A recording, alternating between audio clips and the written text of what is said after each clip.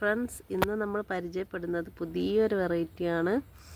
നമ്മുടെ മാർക്കറ്റിൽ അധികം ആരുടെ കയ്യിലും എത്തിയിട്ടില്ലാത്തൊരു വെറൈറ്റിയാണ്. ജെയ്ഡ് റൂഹി എന്നൊരു മൈക്രോ വെറൈറ്റി ലോട്ടസാണ്. ഇതുണ്ടല്ലോ, ചെറിയ ബഡാണ്. പക്ഷേ ഈ ഒരു ഫ്ലവറിന് ഒരു പ്രത്യേകതയുള്ളത്, എല്ലാ ഫ്ലവേഴ്സിനും സീഡ് പോഡ് ഉണ്ടാവും. കുഞ്ഞൻ താമര, സീഡ് പോഡുള്ള കുഞ്ഞൻ താമരയാണ്. കണ്ടില്ലേ, ഇവിടെ ബഡുണ്ട്. ഇവിടെയും ബഡ് വരുന്നുണ്ട്. ഇവിടെ ഒരു ബഡ് ഉണ്ടായതാണ്, പക്ഷെ അത് കരിഞ്ഞു പോയി. വെള്ളത്തിൻ്റെ അടി വെച്ച് തന്നെ കരിഞ്ഞു പോയി. അതേപോലെ ഇവിടെയും ഒരു ബഡ് വന്നിട്ട് വെള്ളത്തിൻ്റെ അടി സ്റ്റോപ്പായതാണ്. ചെറിയ പ്ലാന്റാണ്, ഇവിടെ വളരെ ചെറിയ പ്ലാന്റാണ്. ഇങ്ങനെ കേടായി നിന്ന ലീഫൊക്കെ ഞാൻ കട്ട് ചെയ്ത് കളഞ്ഞതാണ്.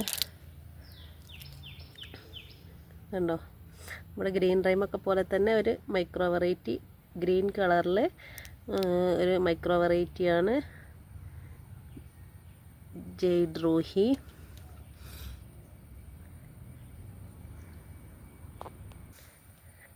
ഈ കാണുന്നത് നമ്മുടെ ഗ്രീൻ റൈമിൻ്റെ ഒരു പോട്ടാണ്.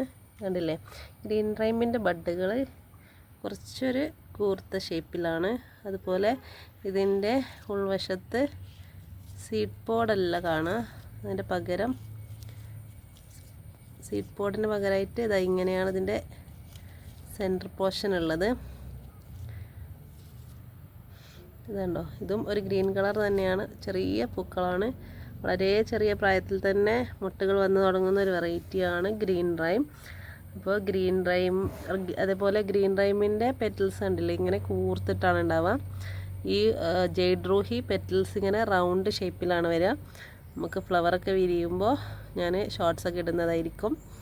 അപ്പോൾ ഈ രണ്ട് വെറൈറ്റികളും ഇഷ്ടമായെങ്കിൽ ലൈക്ക് ചെയ്യാനും കമൻറ്റ് ചെയ്യാനും ആരും മറക്കരുത്. അതുപോലെ സബ്സ്ക്രൈബ് ചെയ്യാതെ കാണുന്നവരുണ്ടെങ്കിൽ ഒന്ന് സബ്സ്ക്രൈബ് ചെയ്ത് സപ്പോർട്ട് ചെയ്യണേ.